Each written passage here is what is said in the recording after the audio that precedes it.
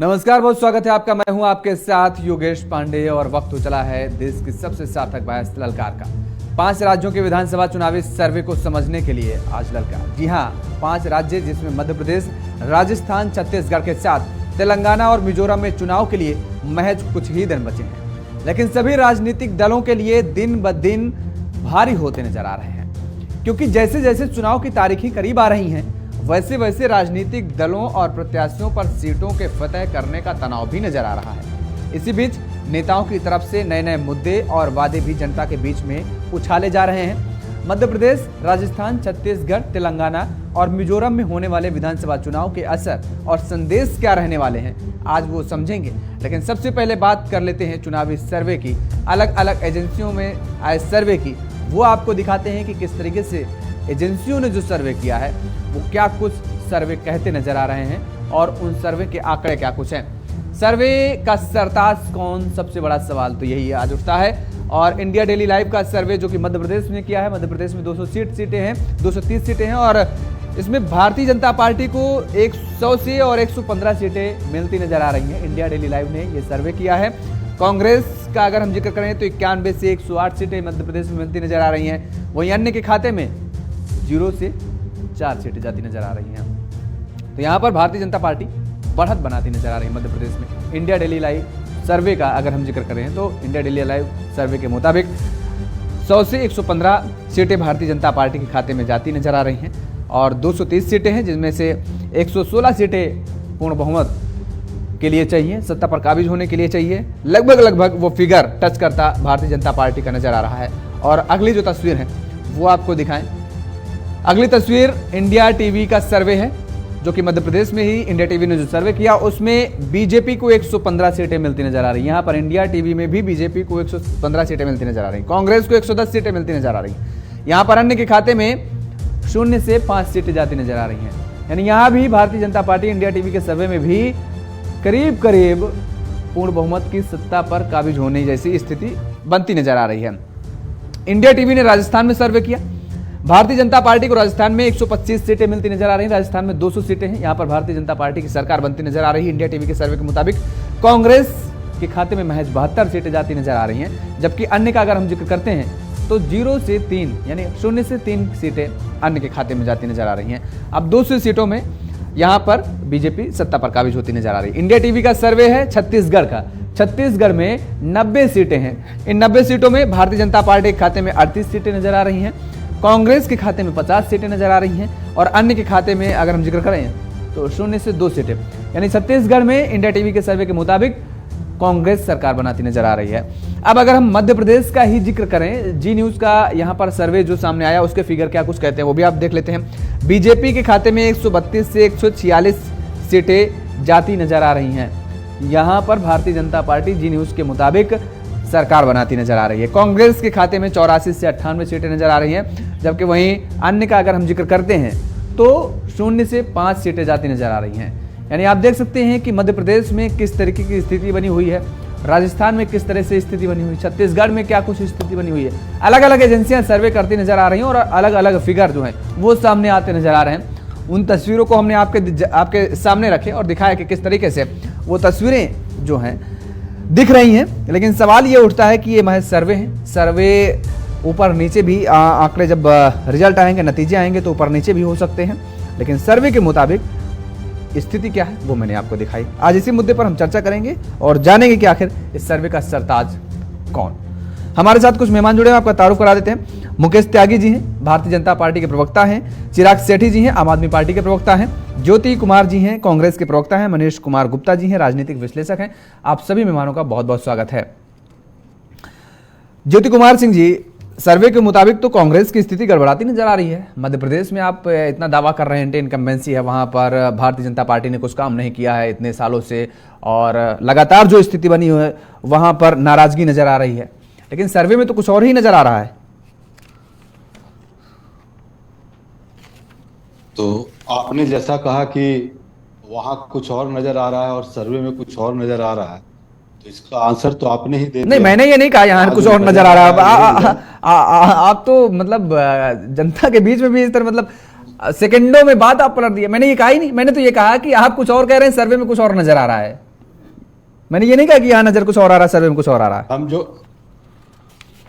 हम वही कह रहे हैं जो वहां नजर आ रहा है। हाँ, और वहां जो नजर आ रहा है उस 3 दिसंबर को आपको और भी नजर आ जाएगा। हाँ। और उसके बाद 2024 में उससे भी ज्यादा नजर आ जाएगा।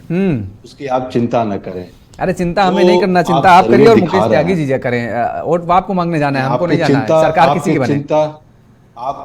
आपकी चिंता मैं समझ सकता हूँ। हाँ। लेकिन सवाल, ये सर्वे कोई मैंने घर में नहीं बना लिए, ये सर्वे कोई मैंने दफ्तर में बैठ करके नहीं बना। अरे सुनिए तो, अरे सुन लीजिए, अब साहब सुन लीजिए, बेरोजगारी दर, अरे सुन लीजिए ज्योति कुमार जी, अब आपने बोला, अब आप मेरी भी सुन लीजिए, मेरी भी सुन लीजिए।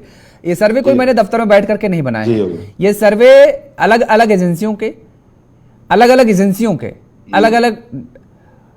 के मैंने दिखाए हैं। उन लोगों ने बीच में, जनता के बीच में जा करके सर्वे किया है, और जो आंकड़े आए, जो फिगर आए, वो मैंने आपके सामने रखे हैं। अब इसमें अगर आपको दर्द हो रहा है तो कोई बात ही नहीं, फिर हमारा तो सीधा सा जो सवाल था वो मैंने आपसे पूछ लिया। आएंगे आपके पास सेकंड राउंड में। लेकिन अगर आपको दर्द हो रहा, नहीं, मुझे कोई दर्द नहीं, दर्द आपको होगा, दर्द ज्योति कुमार जी को होगा। वोट ज्योति कुमार जी को, सुन लीजिए, वोट ज्योति कुमार जी को मांगने जाना है, ना तो योगेश पांडे को वोट मांगने जाना है, ना तो सत्ता पर काबिज होना है। वोट आपको मांगने जाना है, और वोट जो है मुकेश त्यागी जी को मांगने जाना है। सरकार किसी की बने, हमें कोई फायदा ना तो कोई नुकसान।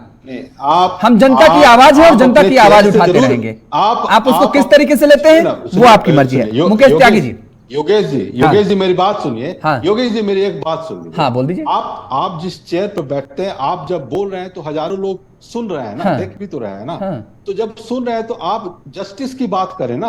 आप मैं जस्टिस की बात कर रहा हूँ, मैंने कहा अनजस्टिस से अनफेयर की बात कर दी, बताइए ना आप। तो आप बताएं ना, आप बताएं। अरे भाई, तो आप बताएं ना कि मध्य प्रदेश में आरएसएस बीजेपी के लोगों ने आपको नहीं पता क्या कि एक दूसरे के कुर्ते फाड़ रहे हैं। अभी मुझसे मत खुलवाइए, अभी फिर आप कहेंगे कि आप मेरे ऊपर इतने सारे सवाल कर, फिर आपको और दर्द होने लगेगा। कौन किसके कुर्ते फाड़ रहा है प्रेस कॉन्फ्रेंस में आपको नहीं पता क्या? कौन किसको टिकट दे रहा है आपको नहीं पता क्या? मेरे सवाल से आप इतना उलझ रहे हैं, आपको इतना नाराज हो रहे हैं। योगेश जी सुनिए ना। हाँ। योगेश जी मेरी बात सुनिए ना। आप बोलिए ना, आप बोलिए कि विजय वर्गीय को टिकट दिया गया, जो विजय वर्गीय जो है महिलाओं को सुर्पनखा कहा और उनके ड्रेसिंग सेंस पर बोला। बोलिए ना ये सब बात, बोलिए, क्यों नहीं बोलते आप? बोलिए कि कांग्रेस कभी ना, ऐसे लोगों को टिकट दिया। मैंने तो ये कहा ही नहीं कि कांग्रेस ने किसने क्या बोला, दिग्विजय जी ने किसको क्या बोला, उनके पास उनके घर में किसको टिकट दिया गया। अभी तो मैंने चिट्ठा नहीं खोला, अभी खोलेंगे तो अभी दिक्कत आ जाएगी। ज्योति जी और दर्द होगा। खैर आएंगे आपके पास, आएंगे। सुनिए ना मेरी बात सुनिए, योगेश जी मेरी बात सुनिए ना। आपको लोग जो वोट करेंगे मुद्दे पर करेंगे ना। हाँ। आप तो बोल रहे हैं अभी जहां से प्रधानमंत्री इलेक्शन जीते हैं, वहां पर एक लड़की को आपने सुना ना, खबर सुना ना, बीएचयू का खबर सुना ना। तो लोग वोट करेंगे किस लिए, जरा बताइए ना। उसको सुन के ही तो वोट करेंगे ना। आप बताइए। हम नहीं बताएंगे, वो मुकेश त्यागी जी बताएंगे। वो मुकेश त्यागी जी को मैंने इसीलिए बुलाया है, मुकेश त्यागी जी को मैंने इसीलिए बुलाया है। मुकेश त्यागी जी बताएंगे। मुकेश त्यागी जी देखिए, योगेश जी, ज्योति जी हमारे मित्र, व्यक्तिगत मित्र भी हैं, और लेकिन मैं समझता हूँ कि इनका अधिकार बनता है कि हमारे क्षेत्र को हमारे सीनियर हैं जेडीयू में। सर आप हमारे सीनियर, बहुत बहुत धन्यवाद ज्योति जी, और हमारी आपको प्रणाम सर, आपको प्रणाम। लेकिन मैं ये कह रहा हूँ योगेश जी कि देखिए, ऐसा इनका तो काम है इनडिफेंसिबल को डिफेंड करना। आज देखिए, हम नहीं बोल रहे हैं, ये इंडिपेंडेंट पोल एनालिसिस बोल रहे हैं। इंडिया डेली का आप उठा के देख लीजिए, इंडिया न्यूज का देख लीजिए, जी का देख लीजिए, सारे के सारे यही कह रहे हैं कि भारतीय जनता पार्टी जो है मध्य प्रदेश के अंदर पूर्ण बहुमत से आएगी।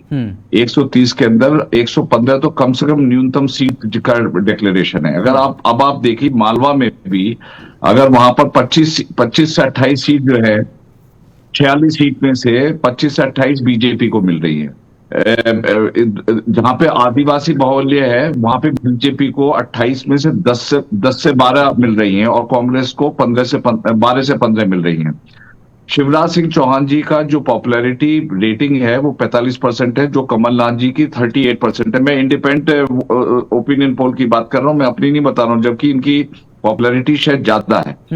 तो हर दृष्टिकोण से अगर देखा जाए, और फिर मोदी जी के साथ इसको कंबाइन कर दिया जाए, तो पॉपुलैरिटी कई गुना जो है कमलनाथ जी से बढ़ जाती है।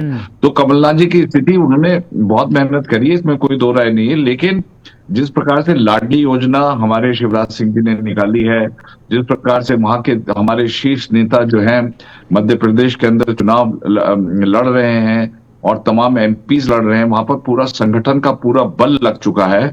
तो स्थिति यह है कि एंटी इनकम्बेंसी जो है बिल्कुल वहां पर नजर नहीं आ रही और लोग नहीं नजर तो आ रही है। ये बात आप मत कहिए मुकेश त्यागी जी, दो सर्वे और हैं, दो अलग-अलग सर्वे हैं, मैंने अलग-अलग सर्वे का जिक्र किया है, टिप्पणियां की गई हैं। हाँ। तो कांग्रेस एक डिवाइडेड हाउस है, विभाजित घर है। हाँ। और जनता को पता लग गया है कि भाई हमारा जो मुस्तकबिल है मुकेश त्यागी के हाथ में ठीक नहीं। इसीलिए Mukesh Tyagi ji, India daily live का जो सर्वे आया उसमें ठीक है बीजेपी को बढ़त मिल रही है, इंडिया टीवी का जो सर्वे आया उसमें बढ़त मिल रही है, लेकिन टाइम्स नाउ ने जो सर्वे किया उसमें कांग्रेस को बढ़त मिल रही है। कांग्रेस को 113 से 122 सीटें मध्य प्रदेश में मिलती नजर आ रही हैं और एबीपी सी वोटर का जो सर्वे है उसमें 113 से 125 सीटें कांग्रेस को मिलती नजर आ रही है। ये दो सर्वे हैं जिसमें कांग्रेस को बढ़त नजर आ रही है।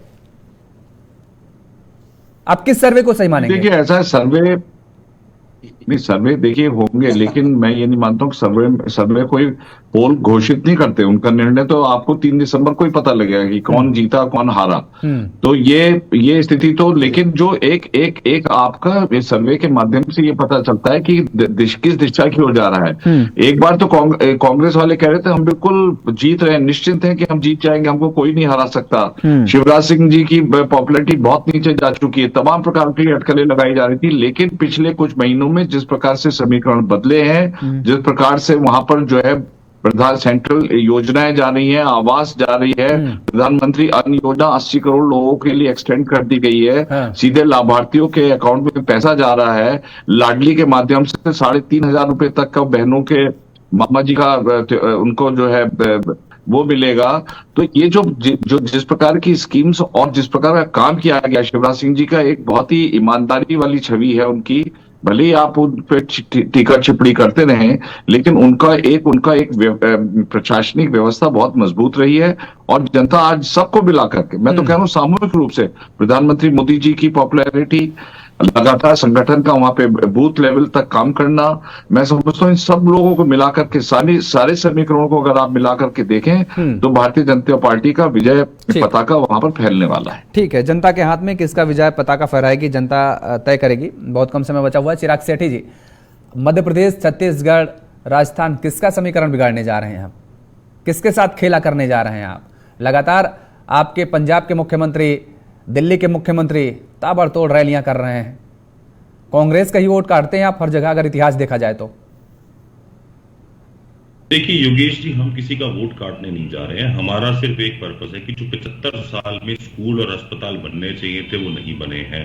जो स्वास्थ्य और जो शिक्षा की बात हम दिल्ली में करते हैं वही लेकर हम बाकी स्टेट्स में भी जाते हैं। हम पंजाब भी गए, हम गुजरात भी गए, हम गोवा भी गए और वही लेकर हम मध्य प्रदेश, छत्तीसगढ़ और राजस्थान भी गए हैं कि अगर आपको स्कूल बनवाने हैं तो आप हमें बताइए, अगर आपको मोहल्ला क्लिनिक चाहिए तो आप हमें बताइए, आपको एक अच्छी पॉलिसी चाहिए तो हमें बताइए, अगर आपको वही नफरत की राजनीति करनी है, वही हिंदू मुस्लिम करना है, तो ये पार्टीज हैं उसके लिए। तो कहीं ना कहीं इस वादे के साथ जब हम गए हैं तो लोगों ने बहुत प्यार दिया है। और ये जो भी सर्वेज हैं, देखिए ये सिर्फ एक छोटा ग्रुप होता है जिनसे पूछा जाता है। जनता कहीं ना कहीं एक बहुत बड़ा सर्वे ग्रुप होता है। जब वो वोट देने जाते हैं तो बहुत सारी चीजों को देखते हैं। 2013 में भी हमें 10 सीटें दे रही थी, जब हम दिल्ली में 67 सीट जीते, 67 सीट जीते थे 70 में से, तो भी हमें 10 सीटें दी गई थी। तो कहीं ना कहीं सीट तो हम जीत रहे हैं, वोट शेयर भी हमारा बढ़ रहा है और लोग हमें बहुत पसंद कर रहे हैं। कल परसों हमारे सीएम साहब सिंगरौली में थे मध्य प्रदेश में, वहां हजारों की भीड़ उमड़ी थी। कल भी वो छत्तीसगढ़ में थे, आज भी उन्होंने छत्तीसगढ़ में रैली करी और कहीं ना कहीं लोग बहुत पसंद कर रहे हैं। लोग उनसे मिलने आ रहे हैं, लोग उनकी बात सुनने आ रहे हैं। जो उनका विजन है स्वास्थ्य को लेकर, शिक्षा को लेकर, उस चीज को सुनने आ रहे हैं, उससे रिलेट कर पा रहे हैं। सबसे बड़ी बात है कि उन सब चीजों से रिलेट कर पा रहे हैं, क्योंकि 75 साल में इन सरकारों ने कुछ नहीं किया।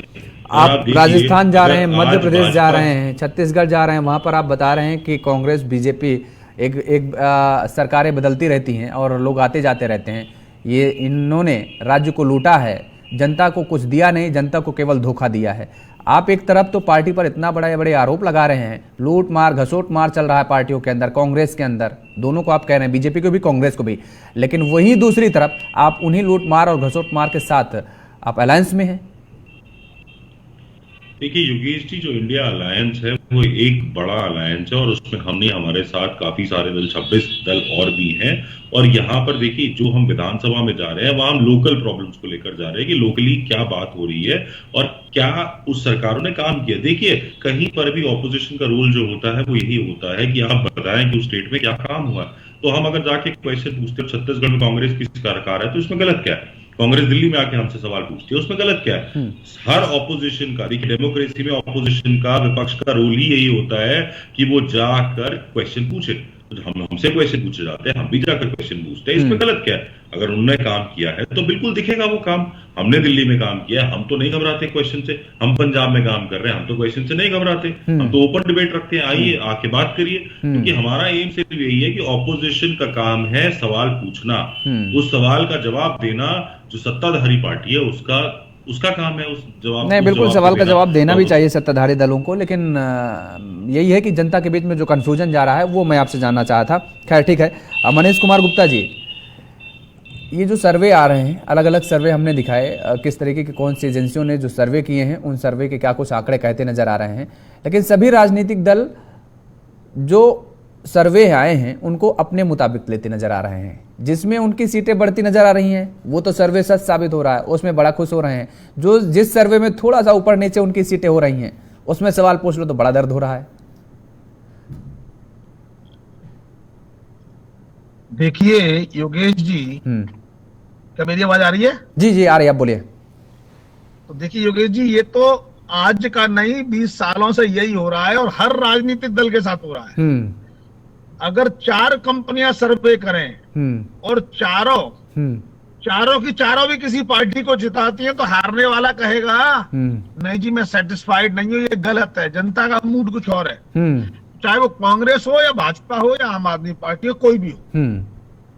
कई बार जब सारे एक जैसा देते हैं तो शायद थोड़ा बहुत कन्विंस हो जाए या उन्हें लगने लगे कि मामला कुछ खराब है। अन्यथा बेशर्मी की हद दिखाते हुए सभी के सभी राजनेता ऐसी बातें करते हैं, ये सब झूठी है। ये आपने अपने घर पे योगेश पांडे जी की बेडरूम में सब प्लानिंग बना ली गई और ये टीवी पे चला दी गई। इनको ऐसा लगता है।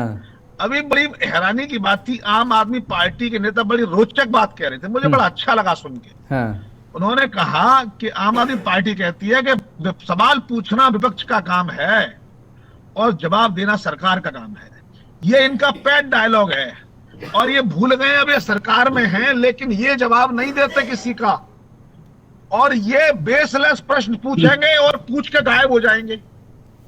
ये कहेंगे शीला दीक्षित चोर है, शीला दीक्षित चोर है, मेरे पास 300 पन्नों की रिपोर्ट है, और वो रिपोर्ट कभी दिखाएंगे नहीं।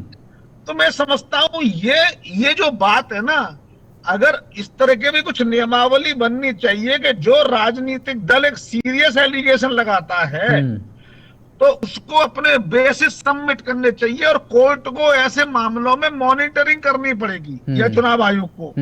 कहीं ऐसा तो नहीं है इन्होंने आज से 10 साल पहले 40-50 लोगों पे आरोप लगाए। मनीष जी, ये तो ये राजनेता हैं, आपने ठीक बात कही कि एक दूसरे पर बड़े बड़े आरोप लगाते हैं। आज मैं प्रधानमंत्री जी को सुन रहा था, छत्तीसगढ़ पहुंचे, ये गोबर घोटाला इन्होंने कर दिया, बघेल साहब ने ये शिक्षा घोटाला कर दिया, ये कौन कौन से घोटाला कर दिया न जाने। उन्होंने तो कहा कि अगर हम घोटाले गिनाते रहेंगे तो पूरा दिन निकल जाएगा, मैं दूसरी रैली नहीं कर पाऊंगा। यही कह रहा हूं ना, तो इनसे अगर कोई घोटाला करे तो एक मेरे ख्याल से किसी जो MP MLA कोर्ट है उसमें इमीडिएटली एक रिट फाइल हो जाए कि भाई ये इन्होंने आरोप लगाए, इनके एविडेंस ये है, ये जवाब देंगे। अभी ED ने भूपेश बघेल के ऊपर आरोप लगाया है कि UAE से पैसा लूट हुआ है और जो है इन्होंने 508 करोड़ रुपए महादेव व्यापारों से ले लिए। मजे की बात है, अभी तक कांग्रेस थोड़े दिनों पहले भाजपा पर हमलावर थी। अब भूपेश बघेल कह रहे हैं नहीं जी मेरी इमेज खराब हो रही है, झूठ बोल रहे हैं, ED CBI भाजपा का हेल्प कर रही है। अरे भाई, इससे बेहतर तो ये है कि आरोप की इमीडिएटली एप्लीकेशन फाइल हो। पर मुझे ऐसा लगता है योगेश जी, अभी माहौल जिस तरह का है, भाजपा बहुत ही फूंक फूंक कर कदम रख रही है। उन्होंने आरोप तो लगाया लेकिन कोई अरेस्ट नहीं की। मुझे ऐसा लगता है कि चुनाव होने के तुरंत बाद जितने भी लोगों पर भ्रष्टाचार के आरोप है उन सबको ये अरेस्ट करना शुरू कर देंगे। अभी करेंगे तो वो शहीद कहलाएंगे अरविंद। अच्छा, एक इंटरेस्टिंग बात यार मुझे याद आ गई, मुझे आपने अरेस्टिंग वाली बात कर दी। मध्य प्रदेश में 29 ऐसे लोग हैं जिन्हें टिकट मिला है बीजेपी और कांग्रेस में, अगर मैं सही हूं तो शायद बीजेपी में 16 और कांग्रेस में 12, ऊपर नीचे कुछ एक दो हो सकते हैं, एग्जैक्ट 29 लोग टोटल हैं, जिनमें से 24 लोगों को टिकट दिया गया है और जिन पर आरोप सिद्ध हो चुका है, ऐसे लोग हैं। और अगर चुनाव के बाद वो विधायक बन जाते हैं और उनको सजा सुना दी जाती है और 6 महीने से 2 साल तक का जो सजा का प्रावधान है, और अगर उनको मैक्सिमम सजा सुना दी जाती है, विधायकी चली जाएगी, तो फिर से चुनाव होगा। ऐसे लोगों को टिकट ही क्यों? क्या इलेक्शन कमीशन नहीं देख रहा है? इलेक्शन कमीशन को भी तो इस पर संज्ञान लेना चाहिए ना। ना देखिए, इसमें योगेश जी गहराई समझिए, इसमें 2 बातें हैं। पहली बात, इन दोनों पार्टियों को ऐसा लगता होगा कि ये लोग जिताऊ हैं। हाँ। आज जीत गए, सरकार में हेल्प कर दी बनाने में, फिर ये विधायक ना भी रहे तो इसी को दोबारा इलेक्ट कर लेंगे, दूसरे को कर लेंगे। एक बात तो ये जिताऊ चेहरे जरूर होंगे। और दूसरी बड़ी बात ये है योगेश जी, हमारे देश की जनता को जातिवाद पसंद आ रहा है।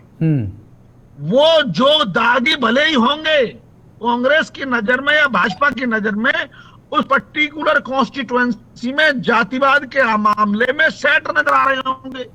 मानो कोई दलित बाहुल्य क्षेत्र है तो दलित को दी, आदिवासी को दे दी, कहीं वैश्य बाहुल्य वैश्य को दे दी, तो उनका जातिगत आंकड़ा सेट हो रहा होगा और ये जातिगत आंकड़े के बावजूद वजह से जीत भी जाएंगे। इसलिए मैं समझता हूं इसमें जितनी गलती पॉलिटिकल पार्टीज की है उससे कई गुना ज्यादा गलती जनता की है, जो जाति के नाम पर है ना, और जाति के नाम पर, विधायक के नाम पर, ये उसके परिवार के नाम पर वोट दे देते हैं। वरना केरल में राहुल गांधी जीत जाते हैं, किस वजह जीत जाते हैं? अपने परिवार के नाम पे। तो मेरा इसमें कहना यह है, जनता को भी ये ध्यान रखने की जरूरत है, चाहे वो किसी पार्टी का है, अगर वो दागी है तो उसको वोट ना दे। जी बिल्कुल ठीक बात आपने कही। ऐसा होना संभव नहीं। जनता को जागरूक होने की बहुत जरूरत है वर्तमान में, और जनता को समझना पड़ेगा, तभी हो पाएगा। ज्योति कुमार जी,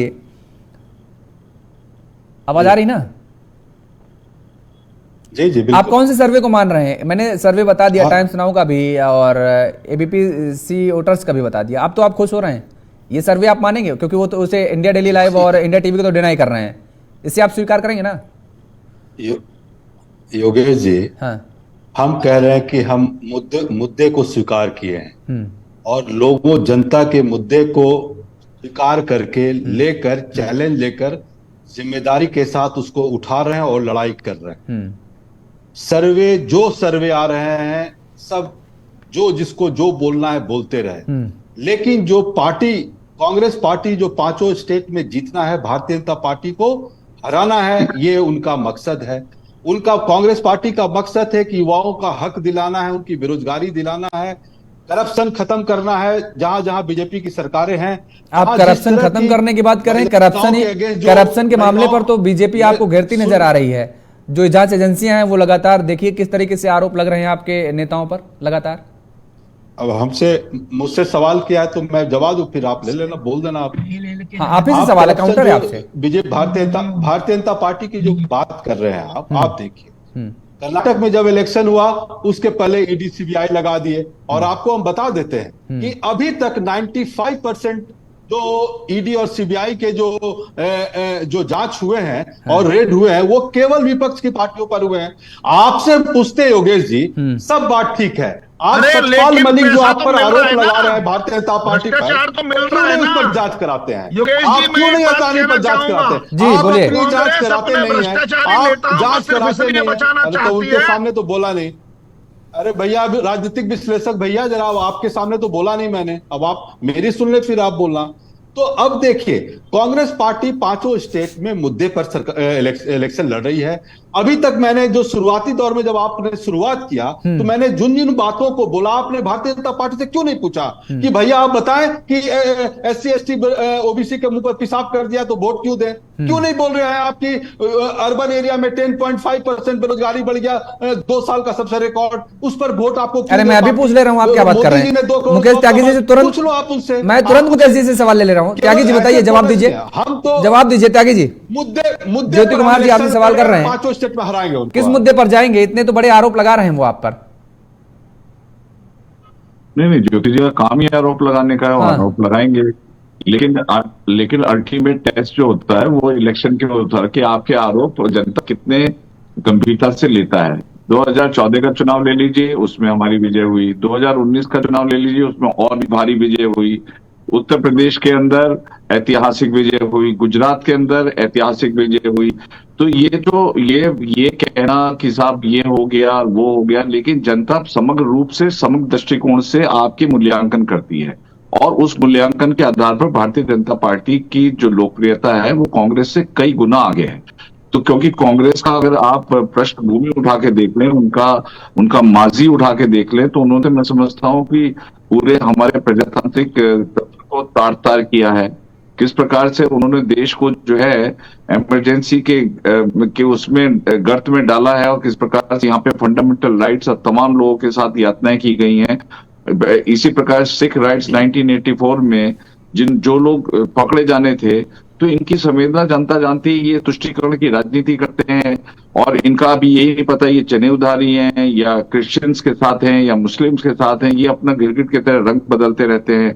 तो इनके तो तमाम जो है जनता देख चुकी है, अब इनकी बातों का विश्वास जनता ने करना कर दिया है बंद। तो दिक्कत यह है कि विफलता के चारों तरफ से घिरे हुए हैं, और भारतीय जनता पार्टी का अश्वमेध घोड़ा बहुत तेजी से बढ़ रहा है और बढ़ता ही रहेगा। अब आप देख लीजिए 2024 के अंदर भी प्रधानमंत्री मोदी जी और भारतीय जनता पार्टी बड़ी बहुमत से जीतेगी, और इन स्टेट्स में भी, मध्य प्रदेश में भी चल रहा था कि शायद कमलनाथ जी ने बहुत काम किया, लेकिन जिस प्रकार से सर्वे आ रहे हैं उससे बिल्कुल लग रहा है कि हमारे भारतीय जनता पार्टी की स्थिति वहां बहुत मजबूत है। राजस्थान के अंदर भी आप देख लीजिए, हमारी वहां पर बढ़त है गहलोत सरकार के आगे, तो वहां पे भी स्थिति बदलती जा रही है। अभी जिस प्रकार से छत्तीसगढ़ के अंदर बघेल जी का निकला है ये महादेव के प्रति, और जो इनके कोयले के घोटाले, तो वो तो कह रहे हैं आपकी सियासी साजिश है। दरअसल आपको लग रहा था कि स्थिति गड़बड़ा रही है, इस वजह से एजेंसियां आपके इशारे पर काम कर रही हैं। कांग्रेस तो यही आरोप लगा रही है। तो हम ये देख रहे हैं कि हमारी जो स्थिति, हम ये निकाल करके एक दो इंस्टेंस निकाल करके ये पूरा हमको कलंकित करना चाहें तो होगा नहीं। वो कह रहे हैं कि आप उनको खुद ही कलंकित करना चाहते हैं, सियासी चाल है ये? नहीं, ये इनके कलंकित करने से होगा नहीं, क्योंकि इनका कलंकित पृष्ठभूमि इतनी बड़ी, इतनी व्यापक है कि दूसरे के ऊपर तो छींटा भी नहीं कर सकते, क्योंकि इनका पूरी जो है पूरी काली दुकान है।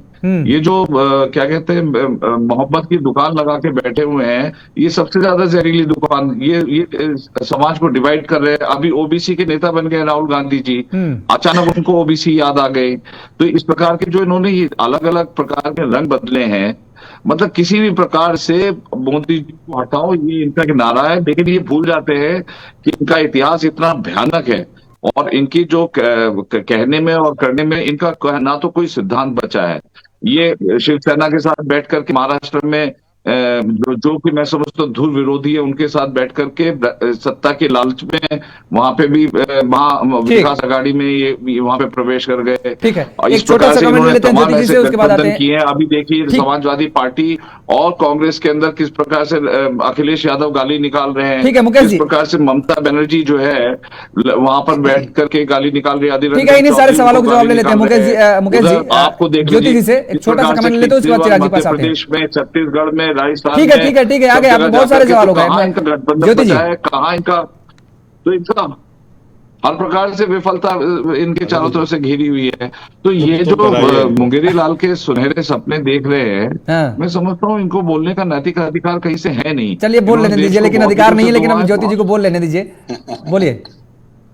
अब क्या कीजिएगा, इस भारत के संविधान बाबा साहब अम्बेडकर ने हमें वो अधिकार दे दिया है, तो हम तो बोलेंगे ही भाई, क्योंकि हमारा फ्रीडम ऑफ स्पीच है, एक्सप्रेशन है, तो हम तो बोलेंगे। अब बात देखिए, जो कमंडल वाले लोग थे, बोलिए ज्योति जी, आजकल मंडल वाले बात करने मजबूत लगे। आधार नहीं बच्चे हैं आपके पास। 2015 में आप 2015 में आपकी आरएसएस के क्रेडिबिलिटी का जो इशू प्रमुख आ गया। भागवत जी थे, राहुल गांधी जी के क्रेडिबिलिटी का इशू आ गया कि वो कितने गिरगिट की तरह से रंग बदलते रहते हैं। कभी जनेऊधारी हिंदू बन जाते हैं, कभी जो है जब भारत जोड़ो यात्रा में वहां के जो प्रीस्ट है उनके साथ मिलकर के जो कहते हैं मैं पैदल नहीं चल सकता क्योंकि भारत की मिट्टी। ठीक है त्यागी जी, जवाब ले लीजिए, जवाब ले लीजिए, जवाब ले लीजिए। यूके और यूएस में जाकर के हमारे भारत के प्रजातांत्रिक मूल्यों का उपहास बनाया है, चाइना की तारीफ करी है, तो तमाम ऐसी चीजें हैं जो आप लोगों को तो मैं समझता हूं नैतिक अधिकार राजनीति में रहने का नहीं है। आप तो बात करिए, संन्यास ले लीजिए ज्योति जी। अब थोड़ी बहुत आपकी बातों में बहल जाती है, वो भी आपके क्षेत्रीय नेताओं की वजह से। आपकी केंद्रीय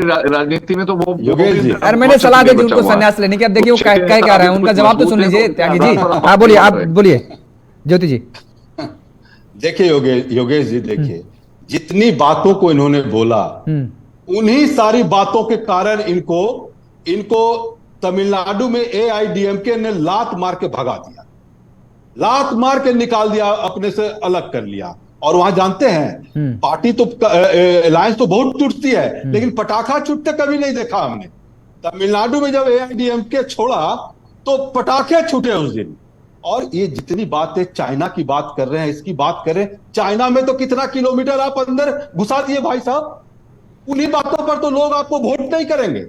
आपको तो इन्हीं जितने आप मुद्दे उठाए हैं, एक मुद्दे का जवाब नहीं इन्होंने दिया कि ओबीसी और एससी को आपने तिरस्कृत किया, आप उसको मानवता के नीचे लाकर दिखाने की कोशिश किया, पेशाब करवा दिया, उस पर कोई जवाब नहीं दिया। अब तो वो ये कह रहे हैं कि ओबीसी एससी एसटी करके आप जातिवाद करना चाह रहे हैं, जातियों को बांटना चाह रहे हैं। दिया इन्होंने। अब वो यही तो आरोप लगा रहे हैं कि हिंदू वर्ग को ही बांटना चाह रहे हैं, आप जातियों में डिवाइड करना चाह रहे हैं वोट बैंक के लिए। नहीं, देखिए वही तो हम कह रहे हैं कि भागवत जी ने 2015 में बोला था कि हमें जाति एनालिसिस की जरूरत नहीं है। आज क्यों जाति करने लगे?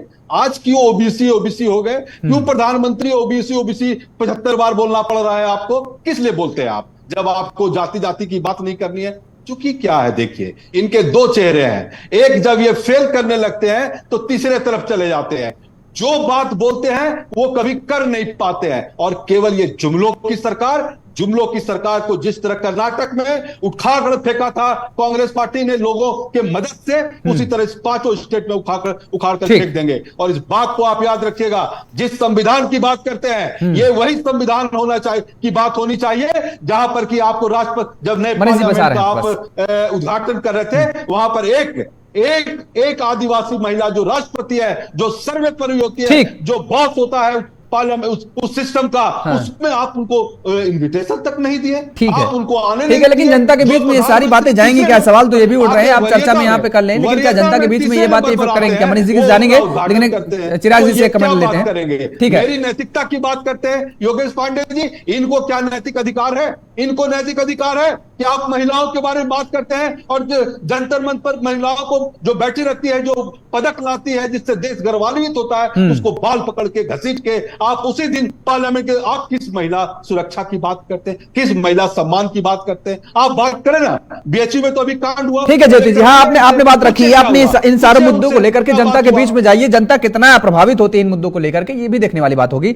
आप चिराग जी, मुद्दों पर प्रभावित, मैं कह रहा हूँ ये आपका काम है, आपका अधिकार है, आप जनता के बीच में जाइए। मैं तो कह रहा हूं, मैं तो पूरी तरीके से कह रहा हूं, सपोर्ट कर रहा हूं आपको। चिराग जी, अब जिस तरीके से अभी आपने मनीष जी को सुना होगा, आपके पास भ्रष्टाचार के पुलिंदा होते हैं, आपके पास सरकार से पूछने के सवाल होते हैं, लेकिन जब तथ्य रखने की बात आती है तो आपके पास कुछ नहीं होता है, जब जवाब देने की बात आती है तो आपके पास कुछ नहीं होता है।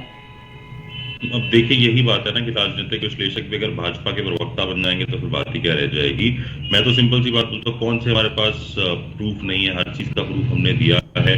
अब पीएमएलए के केस में अगर ऐसा होता है कि आपका प्रूफ आपको प्रूफ करने वाला होता है,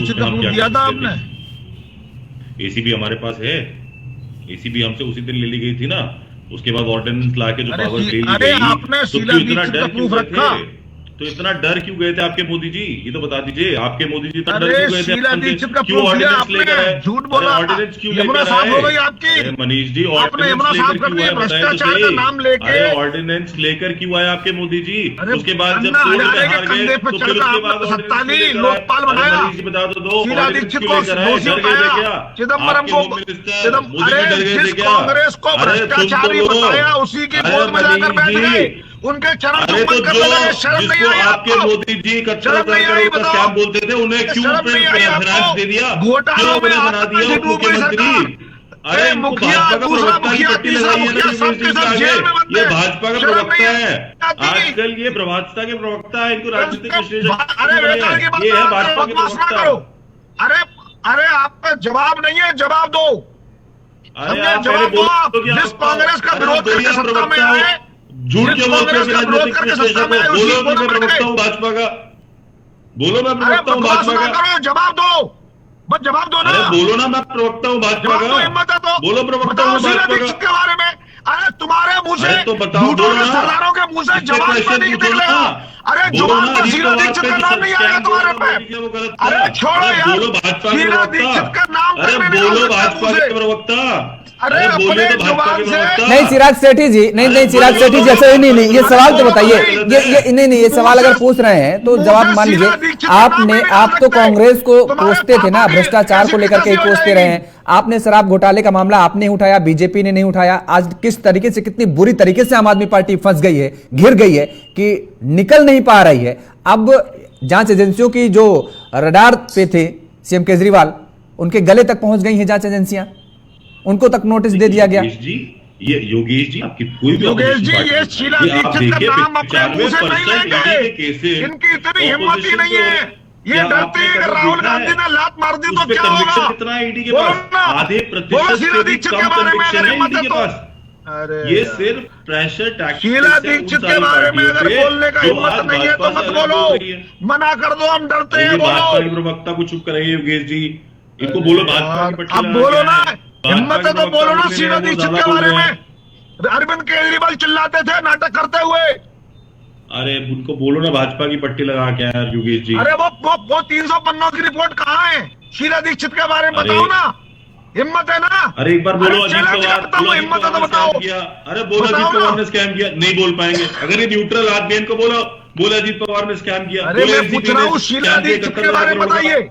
अरे मैं बोलो ना। कांग्रेस का प्रवक्ता अरे समझ लो मुझे। मनीष जी, भाजपा- मुझे बताओ, चलिए ठीक है चिराग जी, देखिए कौन ये- किसका प्रवक्ता है ये जनता तय करेगी, लेकिन ये सवाल तो जायज है। अगर जायज सवाल पूछे जाएंगे, समस्या यही है कि थोड़ा सा फिर राजनीतिक पार्टी के प्रवक्ताओं को, नेताओं को थोड़ा सा कष्ट होने लगता है, लेकिन जो सच है उस सच से मुकरा भी नहीं जा सकता है। खैर, आप सभी लोग जनता के बीच में, सभी राजनीतिक दल अपनी अपनी बात लेकर के जाएं, लेकिन जनता को कौन प्रभावित कर पाएगा ये तो वक्त बताएगा।